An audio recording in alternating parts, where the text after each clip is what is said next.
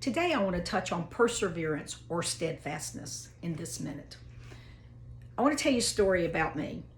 So about 11 years ago, I decided that I wanted to do a half marathon. Now a half marathon is 13.1 miles. Now I'm not a runner, don't like to run, never have, that's not my goal, but I am a walker. And so I decided that I was going to, that particular year, do a half marathon and walk those 13.1 miles and do it within an allotted time.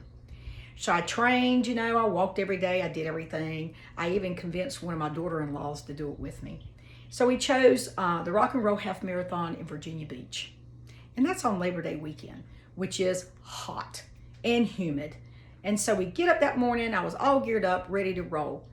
We turned around and started walking that thing, and mile 1, 2, 3, 4, 5, 6, boy, they were great. Mile 7 was great, 8 was great, 9 was a little hard, 10 became a little harder.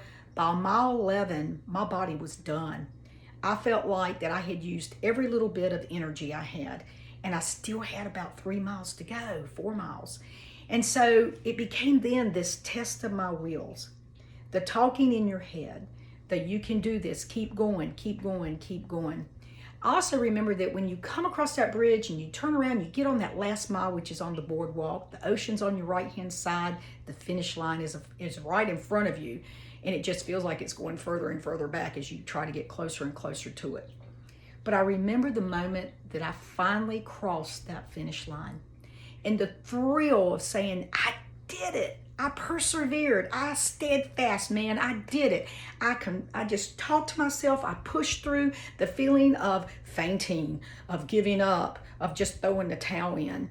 I persevered. And then my next thought was, if I can do that to finish a race, then why haven't I been doing that in my walk with Christ, in my faith? And why haven't I been doing that daily in my business? And why haven't I been mentoring and helping others to understand that you have those short-term goals, but what about those long-term goals that you want to achieve? You have to persevere. You have to keep telling yourself every day, even when you don't feel like it, get up and do at least one thing toward that goal.